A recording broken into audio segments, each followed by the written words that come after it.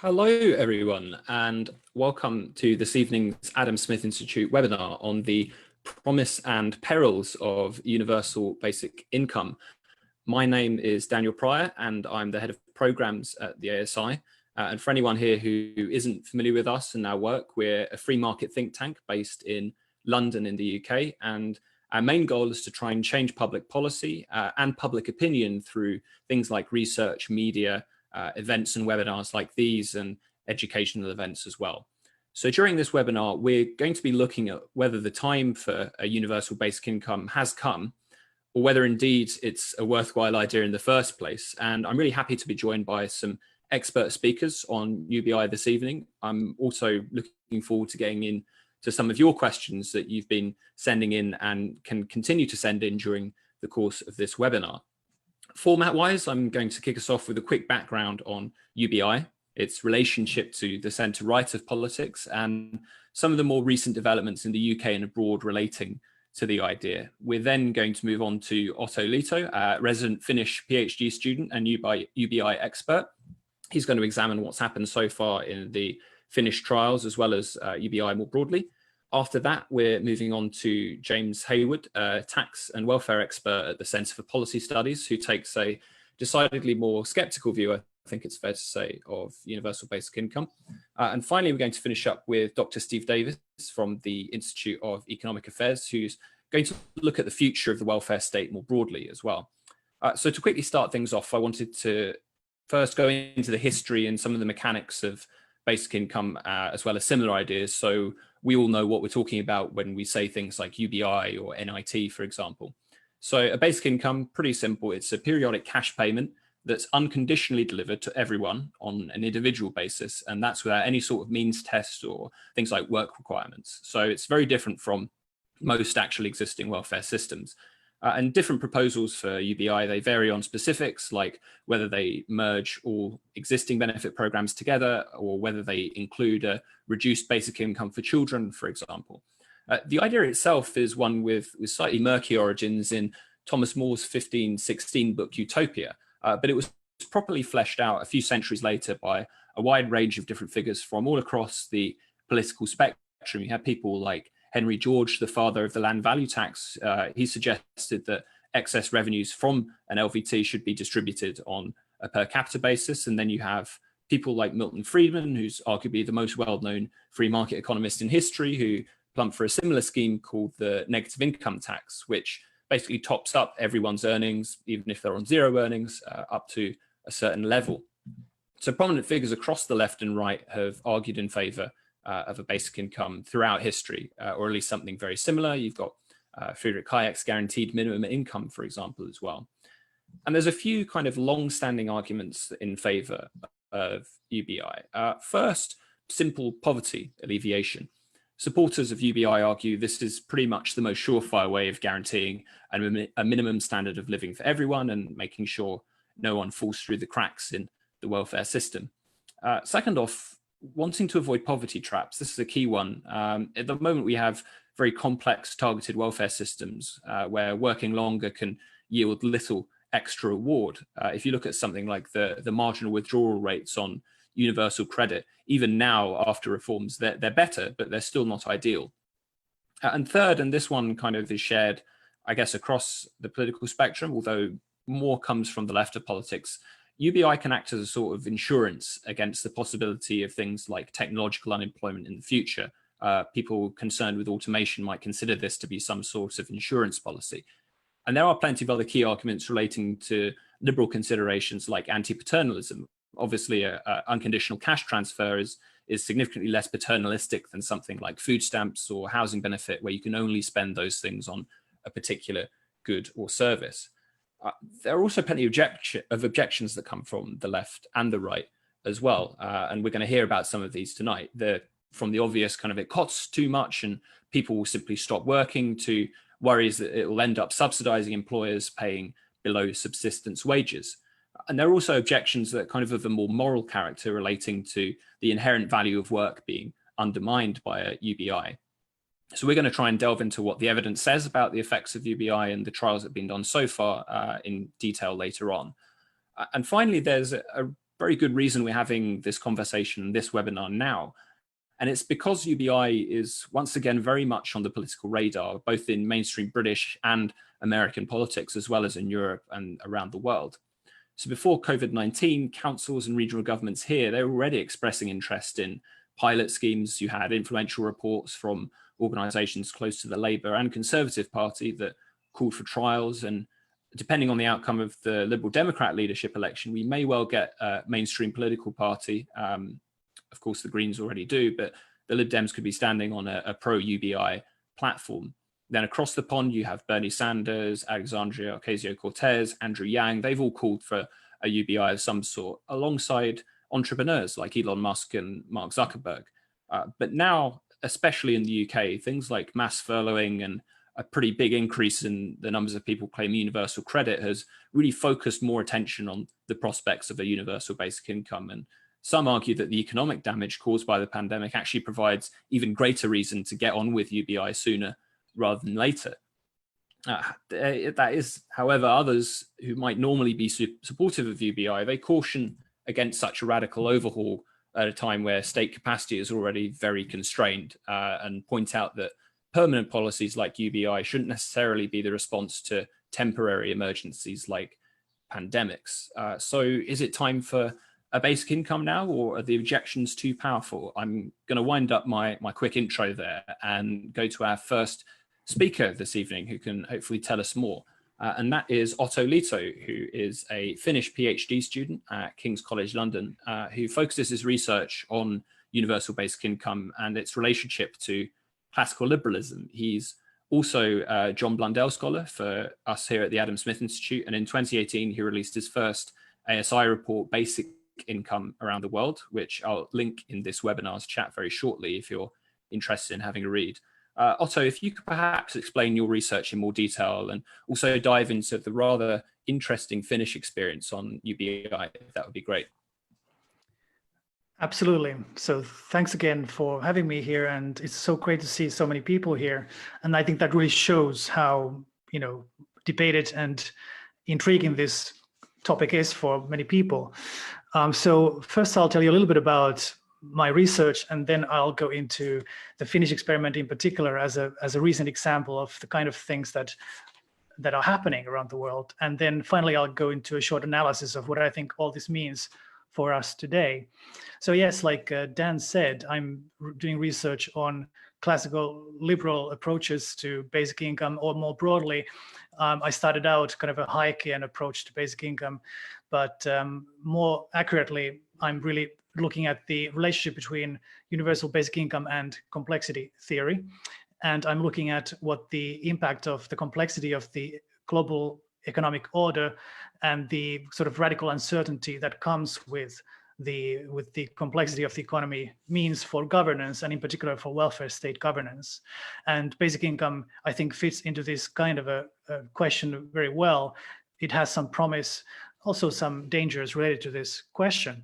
However, I'm not going to talk too much about that now, because I've been doing side research, which is what also you want to hear about today, which is on these experiments. So first of all, what are these experiments and why are people doing them? So these experiments generally are what I call randomized controlled trials.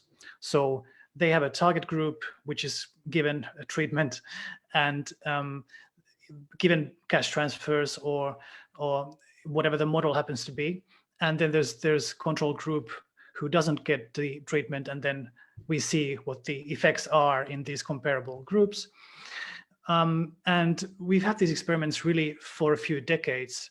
The experiments that started out, this first boom was in the 60s and 70s in US and Canada, where in several parts of these countries, they had both negative income tax and other types of UBI type experiments. So I think it's important at this point to realize that, first of all, these experiments go to, they do go back decades, but also that at no point has there been any one model that's been tried. It's been various different variations, and I think those variations matter, because I think the implementation criteria do matter. But But at the same time, I think looking at these various types of, in particular, unconditional cash transfer programs, guaranteed minimum income programs, negative income tax programs, and so on that have been tried, you do start seeing some uniformity of results. You do start seeing some averaging out of the results. So even though one experiment might show lightly, more leaning tendencies in one direction and another in a slightly different direction, I think overall we've started to see throughout the decades several trends, and I'll mention those in a bit. But so the first wave was in the 60s and 70s. Then there have been several experiments in the developing world as well: India, Namibia, Kenya, and a few other places. And one important model to consider as well is the Alaskan Permanent Fund program, which is an oil dividend program where all Alaskan residents, permanent residents, receive an annual check that doesn't quite qualify as a full basic income because it's not quite enough to live on, but it's an interesting point of comparison. However, let me now go into the Finnish experiment in particular, because that is the most recent one. And the Finnish experiment, I think, is one of the most rigorous of the experiments that have been done. It's also the one that's most relevant today because it's contemporaneous, and it does give some interesting results. At the same time, I think it's very important to keep in mind that this obsession with randomized control trials may not be entirely healthy, and that there's a lot of criticism about the reliability and validity of these experiments, what we can actually learn from them. Can we take the results from one place to another, from one time to another? And I think there's good reasons to doubt that a small-scale experiment can really give us the sort of results that are universally valid across time and place. So the Finnish experiment was interestingly started by a center-right government of Finland in 2017. It ran its course for 2 years, from January 2017 to December of 2018. And during this experiment, 560 euros was the sum of basic income that was given to 2,000 randomly selected people across the Finnish nation, across the country. But they were not entirely randomly selected because, and this is where one of the main criticisms of the experiment from me and many others comes from, they were unemployed people at the time of the selection. So they were randomly selected from a pool of already unemployed people. So many groups were not included, and I will go into what that might mean in a bit, but I'll just give you the basic details, the facts of the experiment, and what was measured and what the government wanted to do with it. So, so basically they wanted to measure two things, but really one big thing. The one big thing that they were interested in was to look at the employment effect of this. So what happens if instead of getting employment benefits in which they roughly get the same amount of money, but with various conditions, strings attached to it, or we give the basic income and you don't have any conditions, any conditionality attached to it, you get to keep the money even if you work, even if you refuse participation in various activation programs. And they were curious in particular about what happens to people's employment. The other thing that they were measuring was subjective well-being effects. So, but that was kind of more what the researchers were trying to do. The politicians did not really care that much, to be honest. They were mostly interested in employment effects because, get some employment statistics going down or up, that's really all that matters for most of them. So there was a lot of rumors in the global media that this experiment was canceled. It was not. It ran its course for 2 years. And at the end of it, the researchers wanted to extend it to a further experiment, but the government decided that they didn't want to go in that direction because they were already moving away from their interest in UBI even before the results were out. And in fact, we had to wait quite a while for the results to come out. The final report came out in May of this year, which was just a month ago. And you can actually find, I'm not sure if the English version of it has already been released, but you can find the summary in English, at least on the Finnish government website. What were the experimental results? So in fact, I wrote for ASI another small piece on this called Schrodinger's Basic Income, which was based on the first year results. So like I said, this was a 2-year experiment. There were some preliminary results released at the end of the first year. And not much has changed since those first year results to the second year results. So what I say in that piece, I think applies largely to the final results as well. So, but based on the final results and also the first year results, with looking at those two things, employment effects and well-being effects, the employment effect was neutral. So that's why I call it the Schrodinger's basic income, because basically it's both alive and dead depending on how you look at it. Since there was no effect, you can claim it a victory or a failure depending on what you were expecting. And it's kind of a Rorschach test for people. So basically, people who received basic income worked about the same as people who did not receive basic income, or rather who received the unemployment benefits instead. So, this is something we should definitely talk about perhaps in the Q&A what this means. But the other effect that was certainly equally interesting is the subjective well-being effect, which was based on a survey. And the survey stated that people felt significantly better off subjectively receiving unconditional money. And this one was not, this one, was based on only survey data. So, there's some, not everybody even answered the survey and so on. But nonetheless, I think it's quite interesting. And I think it's also important to realize that this was not simply because they were receiving more money. They were not receiving more money. They had received about the same money as they had before and as the other people did, but nonetheless, they felt better off simply because it was unconditional. They had more sense of freedom, sense of hope for the future and economic security with the same amount of money, but with differently given. So finally, very quickly, and then we can talk about this more in the Q&A and when others have spoken. But what does this mean? Well, I think, again, the randomized control trials are a bit of an overused policy instrument. So I think, we have to stop looking at these small-scale experiments. They have lots of, faults. They're not well designed. And even if they are well designed, they can only tell us so much. They might not have much of an external validity, which is, they cannot be taken to other contexts often. So, but nonetheless, I think we can show that if we do have basic income, people generally feel better off oftentimes. And whether this is enough to justify implementing it is not clear, but I think it's certainly an important factor. And secondly, people don't stop working. Neither do they suddenly get a certain spot of energy and all rush out to contribute to society, but roughly about the same. So I think that's might speak in favor of it. But again, like I said, that's a Rorschach test for people because the effects are pretty neutral.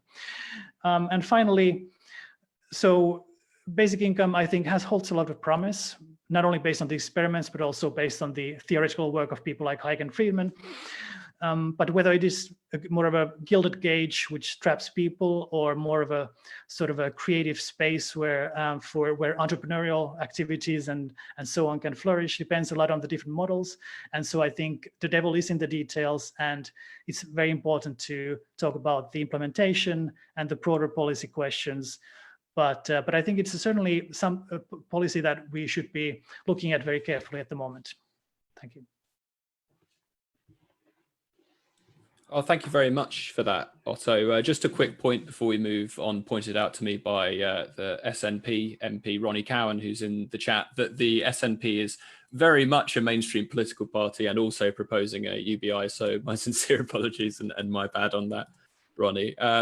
Otto, what was the kind of political background for this being introduced in Finland? Because you guys had a centre-right government. What was the kind of discourse that was used to justify these UBI trials? Is there anything that perhaps advocates in the UK and elsewhere can learn about how a centre-right government was able to kind of push for this and perhaps replicate it in other countries? There's a tremendous element of luck involved in the timing. It just happened to be that the centre party happened to be led to victory, electoral victory, by a man who was in favor of basic income. And he pushed this experiment through. But really the reason why it happened then was thanks to really a long public debate in Finland, which has been much more active than in many countries. So I think UK, for example, is still lagging behind in terms of the amount of discourse, even though you are catching up quite nicely. I mean, based on the last couple of years, there's been lots of new models, lots of new public policy type think tanks and others have published their own models and suggestions. So I think you're catching up, but I think it does take a long journey in order to get that far. Although there's a bit of a domino effect, So I think now with this Scottish experiment, for example, where they are S&P are planning on these experiments there as well. So I mean, I think once you have one or two, you might see many more. Great. Well, I'm already getting in some questions on the specifics of the Finnish trials that we'll get into at the general Q&A later. But thanks a lot, Otto. We're going to be moving on now to James Hayward from the Centre for Policy Studies. So UBI is an idea that I think it's fair to say doesn't meet with universal approval on the free market side of politics. Could you talk us through some of the kind of key objections that have been raised, James, and perhaps some of the more specific points related to bringing it in now in the age of COVID-19?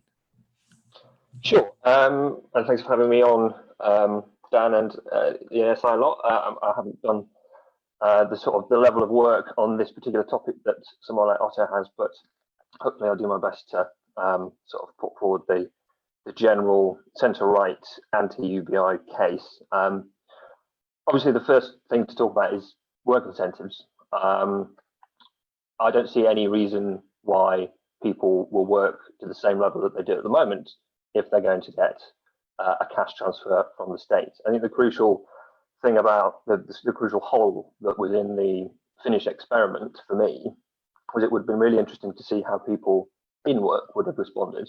So the important thing to appreciate about that trial was that it was only to people who were already unemployed. That would have been interesting to see what would have happened to people who were already in work if they'd started receiving an unconditional cash payment from the states. I suspect that there would have been a decent proportion of people that would have at least reduced their hours, not necessarily people stopping work completely, but maybe try to move to a 4-day week or working shorter hours. I suspect that people would also be inclined to retire more early if they were getting a payment from the states. I mean, the debates that we have in this country about state pension age, for example, they're not just about saving money, because the decisions that people make about when they decide to stop work and retire are based on when they're going to get income that includes when they know that they're going to get their state pension. If people were getting that regardless of how old they were, then I suspect people would probably be making decisions to retire a lot earlier, and that has an impact.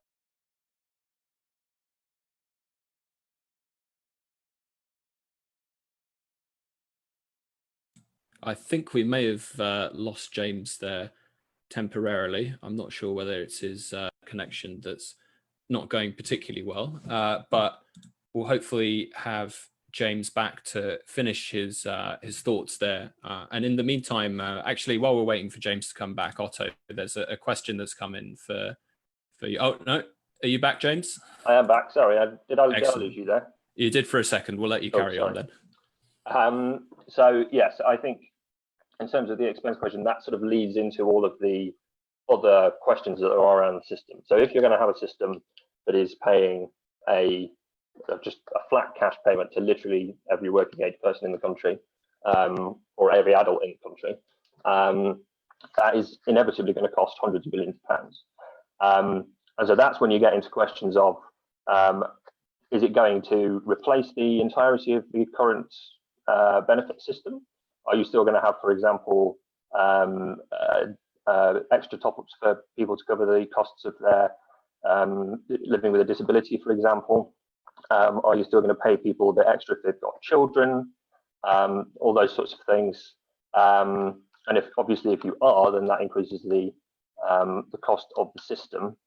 If you're going to just make it a small payment, then it's not going to be enough to live on. So you're probably going to have to maintain an element of the means tested system that we've already got, which rather defeats the point.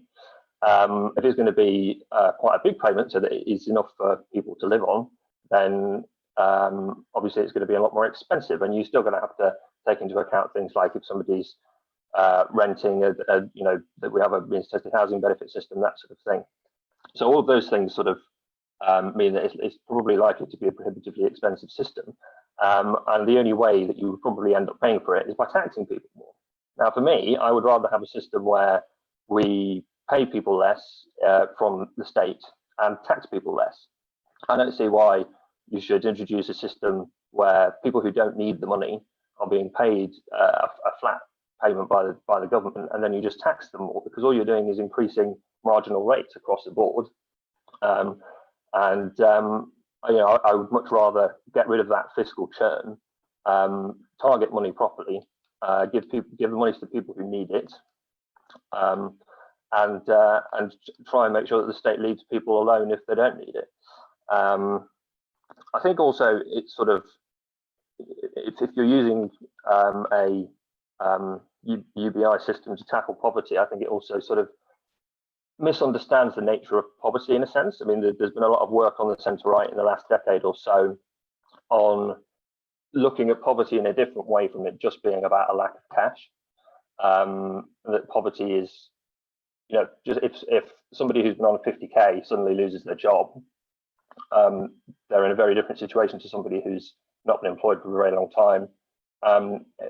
Poverty is linked to a whole range of underlying root issues to do with deprivation, lack of opportunity, education, family breakdown, all those sorts of things. And I know that sometimes talking about those things can sound a bit paternalistic, but maybe I'm a bit more paternalistic than some people at the ASI might be. So it's just a question of sort of philosophical taste, I suppose. But I think ultimately just ignoring those sorts of issues when it comes to the poverty debate hasn't worked. And so we need to approach it differently. I think finally, the point I would make is on the politics of it. The way that most people like to think about the welfare state is on a contributory basis. At least, that's what all the polling shows. People think of the welfare state as the way that it should work is that you get out based on what you paid in. We don't have a system like that. We have some remnants of it. So the state pension is at least in theory based on your contribution, but in reality, almost everybody gets a flat rate these days. There are some contributory sickness benefits and unemployment benefits, but they've been eroded substantially. What you basically be talking about with UBI is completely eliminating any link to contribution whatsoever. And in terms of public support, I just don't see that working in the UK. I mean, we did some work at the Centre for Policy Studies recently. In fact, we did a paper at the end of 2018 that was authored by our head of tax, Tom Fogarty, formerly of the ASI, where he proposed a universal.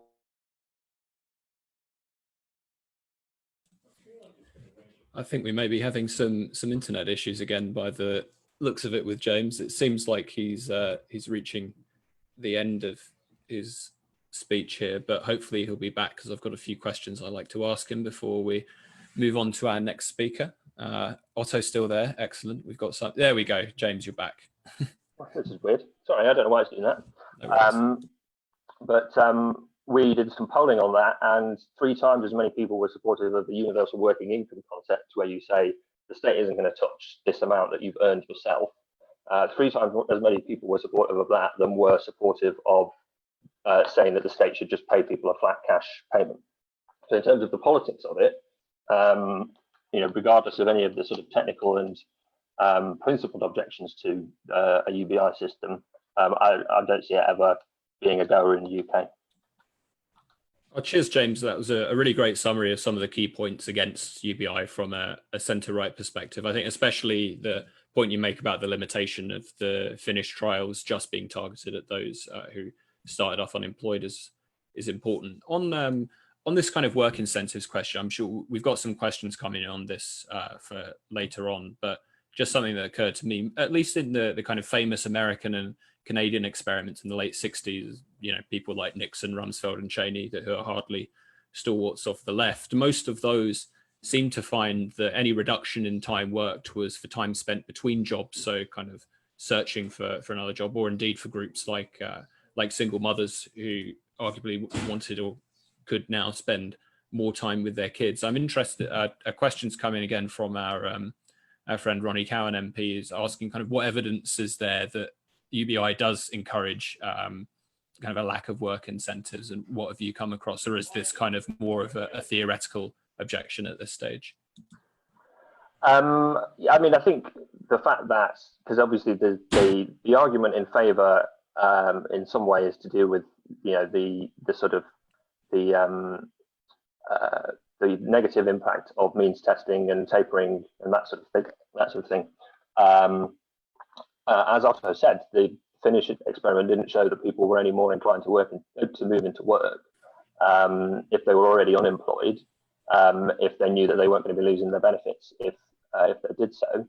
But they also didn't look at what the impact would have been on people who, if they are already in work and suddenly get this new income, would decided to do. I mean, I think that, you know, I appreciate that there is a point to be made around welfare gain for people, but I would also say that there's a lot of evidence to show the welfare gain associated with work in the long term and with being in employment, and the negative correlation between the positive correlation between worklessness and being very unhappy. So, you know, I think if you think about it that way, actually, you know, much as you could say that policymakers are obsessed with employment rates and so on, I think they're probably rightly obsessed with them in some ways, because I think work is very important. Okay, thanks for that, James. We'll be trying to get into that question of the importance of work and its relation to things like mental health, for example, and well-being a little bit later on. But for now, it's time to move on to our final speaker this evening, and that is Dr. Steve Davies of the Institute of Economic Affairs. And I'm interested, Steve, in your thoughts on some of the kind of underlying principles guiding the discussion around UBI and alternative welfare systems. It's something that you've written about in your recent briefing paper for the IEA. How does this recent wave of enthusiasm for UBI fit into the broader discussion about welfare in the UK? Well, I think that we are definitely going to have a big debate about the welfare system in the next 18 months to 2 years. And I think that in that debate, UBI is going to play a very prominent part. It's going to get a lot of reference made to it. And I think this is an idea which, as you've heard from Otto and your own remarks, has been around for a long time. It has attracted a lot of attention in the last few years, but it hasn't ever really got into the center of the Overton window of the politically possible. But I think that it may well do so as a result of the COVID-19 crisis, because historically you find that major radical restructuring of the welfare system tends to happen after or in the context of a major crisis of some kind, such as a great war. We had big reforms after both of the world wars, for example, or after a major crisis of an economic nature, such as the one that's been triggered off by COVID-19. And that's partly because it triggers off anxiety or focuses hostility to the existing system, makes people aware of its problematic aspects, but also because it stretches the size of the Overton window. All kinds of ideas become, if you like, taken seriously in the context of a major crisis in a way that they weren't before. And so I think that we are going to get a big discussion about this. Now, I think that too much of the discussion so far has been highly technical. It's been basically wonk conversation about the technical aspects of income replacement, incentives at the margin, all this kind of thing, of great interest to policy wonks and important, but not of interest, I think, to the general public. And when you talk about the kind of things that James was talking about, what you discover is that the things that really motivate public concern or public interest in issues like this are more fundamental general principles about what the actual purpose and goal of a welfare system should be. Is it, for example, about helping people find work and sustaining work as a kind of central part of people's life and as the main default source of income? Or is it about enabling people to pursue their own personal and individual projects and life plans? There's all kinds of different positions on that. Now, I think if you look at the history in Britain for a long time, because these are arguments that recur every 40, 50 years or so, you'll find that there are four basic philosophies of the welfare state, each of which derives from a particular kind of moral vision, if you like.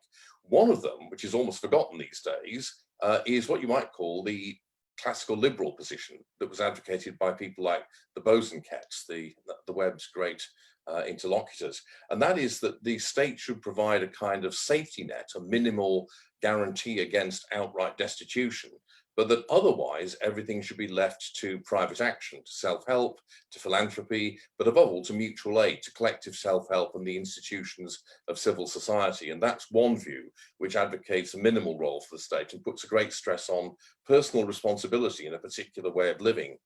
Then you've got the one that James alluded to, which I think he's quite correct in saying is the one that the British public actually supports overwhelmingly.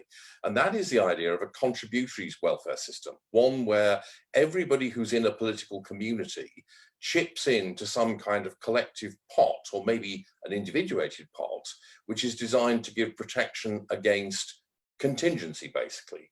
And this is a vision of the welfare system in which essentially the assumption is that the default source of income, if you're not a rentier, is work, and that the purpose of the welfare system is to protect people against the exigencies of life, such as old age and sickness and unemployment, which means that you can't get an income from that source. And this should be done by some kind of collective insurance scheme, which, like the Beveridge scheme, was meant to be when it was first set up, not the way it worked out, of course, or the kind of system, say, that Singapore has today. And so this is a vision of welfare in which the function of the welfare system is to support functioning households and families, and a system of full employment in which people work mainly as the source of income. It's actually historically associated mainly with conservatives and Christian Democrats. This is the kind of welfare state that Bismarck created when he set up the world's first welfare system back in the 1870s. Then you've got another idea which has begun to get attention recently from people like Anna Coote over at the New Economics Foundation and elsewhere, which is the idea of universal basic services, or as it used to be called when Sidney Webb was pushing the idea back in the early part of the 20th century, a national minimum. And the idea here is that the state actually does not fund welfare benefits through either insurance or taxation. What it does instead is to provide a whole range of basic products or services, either completely free of charge at the point of use, or else for some kind of nominal fee, flat rate fee, which is not related to the actual cost of the service. And that this is done so that people, regardless of their income, have access to the kind of core services that are necessary or essential for a functioning life. It provides a kind of national minimum, again, a basic floor below which people can't fall. But it's not done through income transfers. Now, that is rather alarming from a liberal point of view, because it implies in extremis that the state will be providing a whole range of basic services and may well drive private supply out of the market, which would be very alarming because of the power it would give to the political process. That's another model. Then you've got the one we actually have, and this is one where the goal of the system is essentially to enable people to pursue individual projects, partly through encouraging them to enter paid employment, or through giving them supplements to their income or actual cash transfers, which are designed to do this. Now, this exists in two versions. One of them, which you find in the Scandinavian countries, is that most of the benefits are universal, the way child benefit is here. As long as you have a child, you get the benefit, regardless of what your means are. The other, which is the version we've gone down in this country, is where most of the benefits are means tested. And that's the aspect which I'm afraid is highly problematic. This is where I would disagree with James. It seems to make intuitive sense to talk about targeting help and giving it where it's needed, rather than to people who are, billionaires and do not need any help. But the problem is that if you go down the route of means testing, this is what creates the poverty and employment traps that are such a feature of our current system. And it also leads to the kind of highly punitive and intrusive system that we have with, say, universal credit, and prior to that, other kinds of income supplement. So the whole goal of the system we have at the moment is that it's about, if you like, enabling individuals to do what they want, to free them from the condition of necessity, if you like, but to do so on an individual basis. So what this system does not do is take account of people's households, for example, the fact that they live in homes or households. It treats people purely as individuals. And in a way, a UBI would be a kind of realization of the logic of that sort of broadly liberal, I would say, welfare system. And one of the ways we could move towards it, in fact, in practical, concrete terms, to get back to the one kind of conversation, is by simply broadening universal credit to make it a kind of guaranteed household income for every household in the country, and simply taking away some of the means testing element that it has at the moment. Alternatively, you could go down the route of a UBI. Now, I'll wrap up by saying what's my personal position, because way back in the 80s, I actually wrote a pamphlet in favor of a UBI for the CPS, in fact, and I've written about it since, and I've done a number of programs about it. I think that there's several things. Broadly, I'm on the fence these days. I would support a UBI, but only if it was a radical variant of it, one that replaced all of the existing benefits, apart from housing benefit, which you can't replace for various reasons, and which was completely unconditional. I would support that. What I would not support are the kind of bolt-on, add-on proposals that a lot of people have been putting forward, because that way I think you get all of the costs and none of the benefits. I think a lot of the criticism is wrong-headed. In particular, I think if you do have a universal replacement, the cost criticism is not that valid. And I think that the employment question actually is more complicated than some people allow, because I think that, in fact, surely at the margin, I think James is right about this, some people who are in employment might choose to work less. But as you heard, and as you've said, in many cases, this is actually people who, for example, would rather not work in the first place because they want to look after their children, withdrawing from the labour market. Now, my personal view is that we actually have too many people in paid employment right now. And I know economists think that every rise in employment is something good, but I actually think that that's a mistake, and that we've probably got more people in paid work than is actually going to maximise general social welfare. And so there's still concerns, I think, and these are to do more with the kind of way a UBI, if it were introduced, would interact with other things, such as household formation. And so I think what we might well end up with is a way in which a UBI is slotted into or made an element of a system which is actually more predominantly based around one of the other systems, for the reasons that James, I think, quite correctly described. Thank you, Steve. Just a quick follow-up from me on what you were saying at the end there. There does seem to be this quite strong tension between those on the left and right who might both support UBI, but they have very different visions of what they're trying to accomplish. You have the kind of classical liberal version versus the UBI plus all these different bolt-ons. So either it's a radical overhaul or it's in addition to. And one of the kind of worries that I think you've expressed in the past as well is that just naturally this sort of UBI with the bolt-ons is more likely to end up being the default if we do move down that road, or the level of UBI gets bid up by the political process in the way something like the minimum wage becomes the living wage. I think the problem is this: if you have a UBI as a bolt-on extra, but you still keep the bulk of the existing benefits, then you still have the bad effects of the existing system, the benefit traps that it creates. But in addition, you've now got an extremely expensive benefit, which really will cost a lot of money. There's no doubt about that. Now, if you replaced all the other benefits, the cost is still considerable, but it's much less, because people forget just how damned expensive the system we've actually got now is. So it wouldn't be that much more expensive if you replace all of them.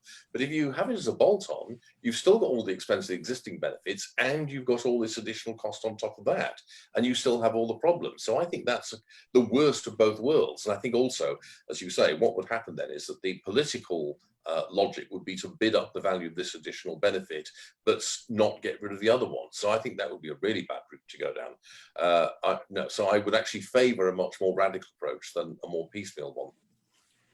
Okay, so we're going to move on and open it up to everyone now for some of the questions we've been getting from the audience during this webinar. The first is this kind of point about actually maybe there is quite a good case for paternalism in welfare. So our director, Eamon Butler, asks, the idea of welfare is to ensure people have access to decent food, clothing, housing, etc. Wouldn't taxpayers be happier with giving vouchers for these things rather than cash that could be spent on alcohol, tobacco, gambling, etc.? I guess I'll kind of offer my own thoughts and then open it up to anyone else. The thing that I have with this is, when it comes to most kind of direct cash transfer experiments that have been done both in the developed and developing world, you just don't tend to find that people spend most of the money on these sort of vices. There's also the question of, well, understandably, there's an argument about having a taxpayers having some sort of right to decide what people spend their welfare money on, but equally that seems extremely paternalistic and anti-liberal to me. But I guess, James, you may have a different opinion here, so perhaps you want to come in first.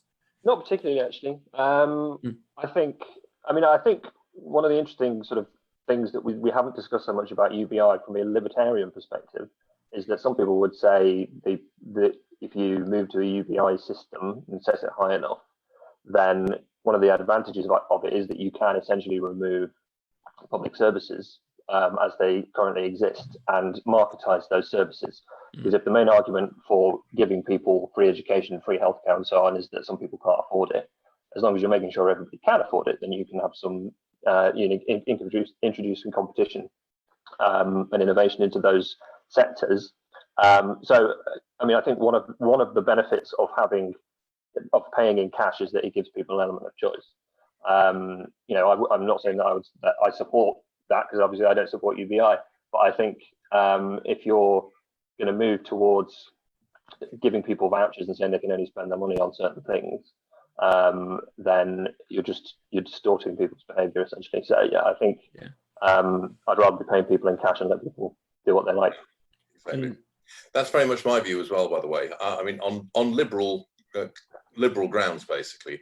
I'm sure the public would like to insist that people only spend things on things that they like, but that's the kind of collectivist approach to, in this case, welfare policy, which I'm totally against. And as you say, people generally don't spend money on things like gambling or drink or any other of the fun things in life. But to the extent that they do, well, that's fine by me, quite honestly. If they want to do it, that's how they'll do it.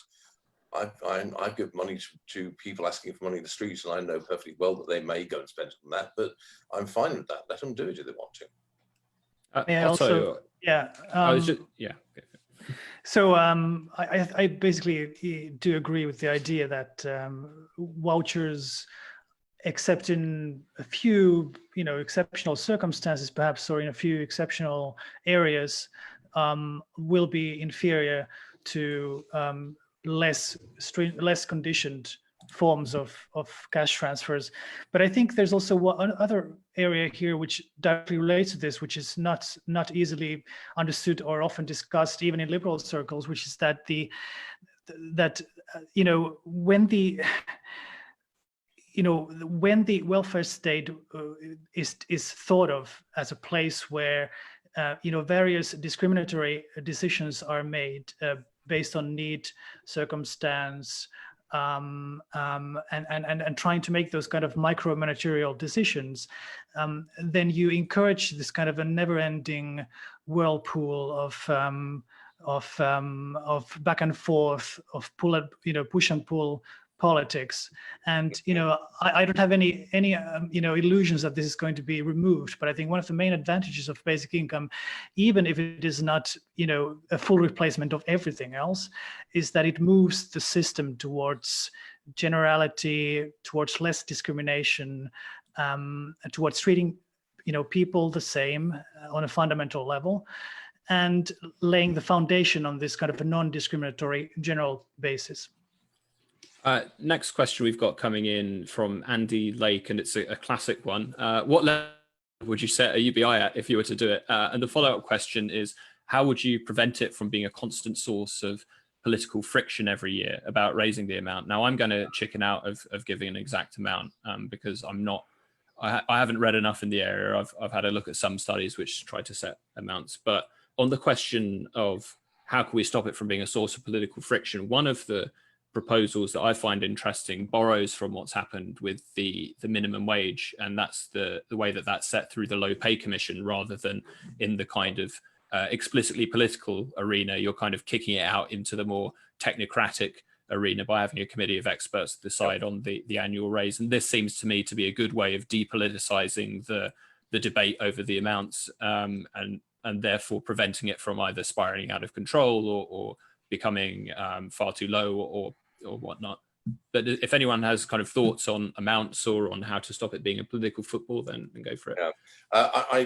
On the second point, I agree completely with that. That is the way to go. What you need to do is to make it either technocratic politics or constitutional politics. I would set it myself at a relatively high level. I don't see the point of having a UBI that is so low that it makes no significant difference to people. That defeats one of the main objects. So I would set it at a subsistence level. But the interesting question then is, well, what is the subsistence level? And I think what it should be combined with is a package of other policies that are intended to bring down the basic cost of living. Because at the moment, the basic cost of living in this country is way higher than it should be because of things like our housing policy, energy policy, and our food policy, food protectionism, basically. And so I think that you could actually also combine some kind of universal income, if you had one, with a pretty aggressive policy to reduce the cost of living. That would be an important part of it, I think. You might even get to the point where you could reduce it because you would be in a position to say that the standard of living it guaranteed you would get now costs less. Okay, if we don't have any other thoughts on that question, there's a couple of people that have raised at this point. Connor Boyle and Councillor Simon Morrell both ask, what about inflation and the worry about a potentially inflationary nature of UBI? So wouldn't giving free money to people raise prices in shops over time? Does anyone want to respond on the kind of UBI would cause inflation question? Sure. So I think, well, ultimately it shouldn't, because you shouldn't be printing money to do it. Yeah, exactly. But I think the point to be made is that it has to be paid through taxation, which, if you're going to introduce a massive increase in welfare spending, you're going to have to increase taxes across the board, and that's something that you just have to accept if you were going to do this. Yeah. I think sorry, go ahead, Steve. I think that's quite correct. It's a matter of how you fund it. If it's funded by printing money, modern monetary theory kind of stuff, then yes, you will get inflation. But if it's done through taxes, no. On that, I think most of the really carefully costed studies indicate that all income above a subsistence level UBI would have to be taxed at 45%, which sounds a lot until you realize that we're already close to that when you take into account national insurance contributions, which would be abolished under a scheme like that. And the only thing I would add here is that first of all, that there are different sources of taxation that you can use. I think the reflexive assumption that we should be looking at income taxation as the source maybe needs to be questioned. And also, secondly, part of the tax collection will be nominal, because basic income for middle income people can also be seen as a kind of a tax break, because basically a benefit is the same as a tax credit.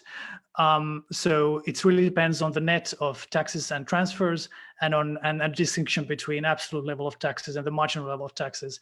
But overall, I think you can do a basic income where you don't raise people's marginal taxes by too much, and I think there are good models out there already that show this. Another question from Erwin Erhardt. Do you think UBI would create a moral hazard? There are always individuals that like to game the system. And I'd like to kind of, if we could, focus on less about the kind of the statistics and the studies around disemployment effects and whether there are any, and more about the kind of moral issue here. So, is there something inherently morally wrong with, say, if 0.1% of the population on a UBI just sat at home and played video games all day? Is that something that's objectionable, even if on a societal level it doesn't make a huge difference?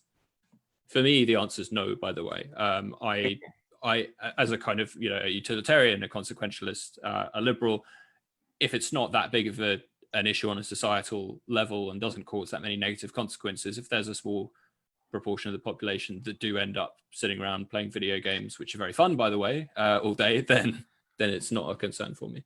And we've all seen those movies where the young kid plays video games, and when the aliens come, we're ready to save the world, right? So, can I say, I think there is some concern there actually, because the argument is that I think it's pretty clear most people are not actually going to sit at home all day playing video games.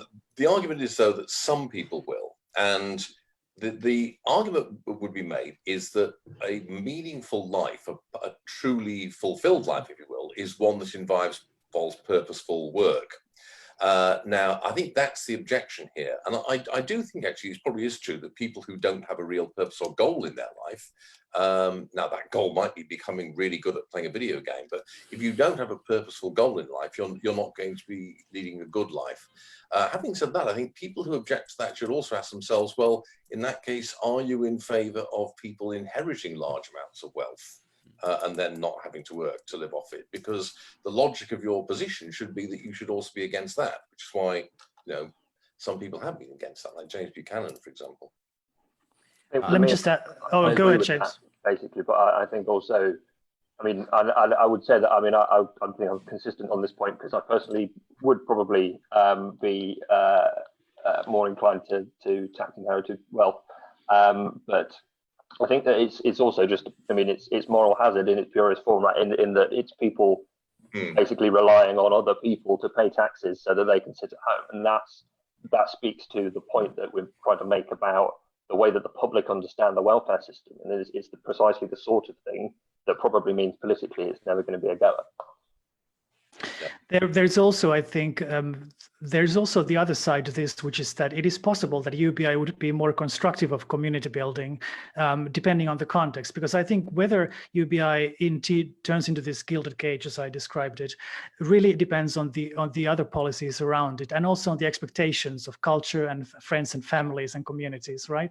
And I think it's perfectly possible that actually UBI would be more constructive of a different kind of community building, which starts from the bottom up, right?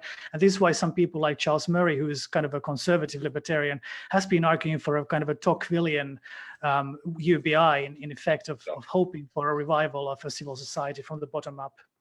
Just following up on that, India told us in the chat, how do we dictate what is and isn't a meaningful life or meaningful work? I think obviously that's a very broad and big question, but that's my kind of initial response of, well, who am I to say that someone sitting there and streaming on Fortnite all day and making money and through entrepreneurship through that Twitch stream is kind of not living a meaningful life? Obviously, that's a kind of, I've chosen that example for a reason, but certainly not easy.